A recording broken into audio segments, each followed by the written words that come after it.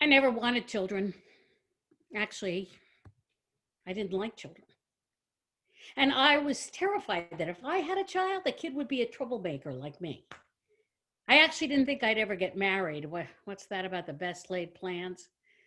I met Ramy when I was 35. We dated for 3 weeks and then he moved in. 2 years later, we got married. Now, he wanted to be a parent and he wore me down. So we tried to get pregnant, but it never worked. I gotta say, deep inside, I was relieved. Deciding kids were not in our future, we went about building a fabulous life. His TV career took off and my acting, especially my voiceover career, thrived. We renovated a beautiful log cabin on 20 acres in western Montana and moved in with our two cats, Mary Louise O'Brien and Phoebe Johnson. We adopted a huge Weimaraner named Gus, a horse named Smokey, and a goat named Shirley. I started raising primitive Shetland sheep, the kind you see in old paintings, bushy round bodies with little spindly legs, their coats in natural shades of brown, black, and gray. I registered my flock with the Shetland Society and named each sheep after a famous basketball player: Charles Barkley, Lisa Leslie, Cheryl Swoops, Dennis Rodman. Well, you get the idea. I learned how to spin wool and joined a women's wool arts group. I had no idea our life was about to change. It was such a little thing. The yearly county fair was starting and our wool group had a display. Each member was assigned a time to man the booth, spin yarn, and talk to folks. On my appointed day, I loaded up my truck with my wheels, some pictures of the sheep, and some fleeces and hit the road for the 20-mile drive to the fairgrounds. I went to our booth and set up, and for a couple of hours, people came and went. Now, one thing Montana lacks is ethnic diversity. Folks, especially in 1996, were mostly white or Native Americans, so I was thrilled when a small, very dark-skinned Black boy approached me.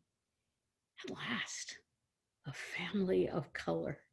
I needed to entertain this kid until I could meet his parents. I asked his name. Joshua, he said. I'm 3. Well, how grown up you are. And where's your mommy? Around here, he said, and he looked around. I looked around. I only saw a sea of white faces. There, he pointed. Mama, he called. A young, slender, white woman in her 30s came rushing over. Joshua, we've been looking for you all over. I'm here, he proudly said. His mom told me that she had 2 biological children and 2 adopted Black children. And then she casually remarked, for Black children in the United States, there aren't enough adoptive parents available. And there is a prejudice against very dark-skinned boys, making them the least adoptable child in this country. It's awful. The prejudice, the bias. We better get going, she said. As Joshua started off with his mom, he turned and said in his little child voice, "You ought to get one of me." And then he disappeared into the crowd. His words were like love arrows piercing my heart. On the ride home, all I could think about was Joshua. I came into our cabin and I told Ramy about him and what his mother said. And then out of my mouth came the words, "What do you think about adopting a Black child?" Ramy grinned and said, "Great idea." And we started the process, finding a program that specialized in placing dark-skinned Black male infants. Oh, the process was up and down, easy and difficult, but finally we were matched with Micheline, a pregnant woman in Texas whose ultrasounds indicated she was having a boy. We were a perfect fit, Micheline, Ramy, and I. Adoptions are governed by state law. In the end, it was easiest to bring Micheline to LA and set her up in an apartment, and Ramey and I would stay with his mom in Woodland Hills. We made arrangements with the doctor and for her to give birth at Van Nuys Hospital. A week before her due date, I brought Micheline back to her apartment after a barbecue dinner with friends. Ramey went home to write. Micheline and I were excited about watching an episode of Stephen King's miniseries, The Shining, when she started to not feel well. Indigestion, she thought. Maybe the barbecue sauce. We called the doctor. There were no contractions, just this indigestion. Well, you know where this is going. The doctor told us to head over to the hospital, and I called Ramey, who met us in the parking lot. And then, man, it all just happened.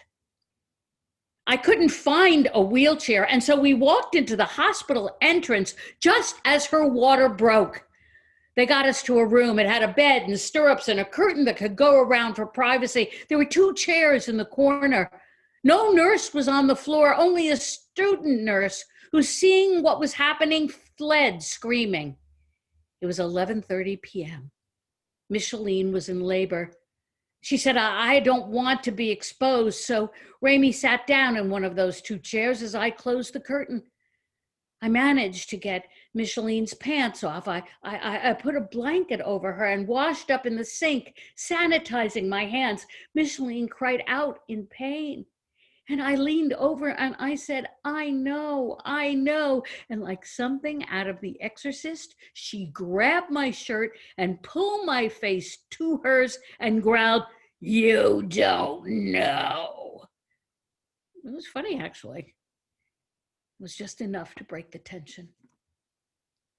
I could see the very top of the baby's head, and just then a nurse came flying in. "I've got to wash up. Push," she yells to Micheline. She looks quickly and says to me, "The baby's shoulder is caught. Press the shoulder in and help the baby come out." I didn't think. I just did it. And suddenly the baby popped out like a shot from a cannon. The nurse said, "Clamp and cut the cord." What? "I'm a fucking actor," I yelled back. The nurse clamped the cord and motioned to the scissor thing, and I cut it, and the baby gasped, coughed, and then loudly wailed. We did it. Our little baby was born. Our baby girl. What? What the fuck? All indications pointed to a boy. Later, we realized that during the sonograms, the baby had one hand down between her legs right from the start. She was dictating how her life would go. We named our daughter Micheline after her birth mother. And so at the ripe old age of 47, I became a mother. My daughter Micheline is the greatest joy of my life. I don't deserve her, but I'm so very grateful for her.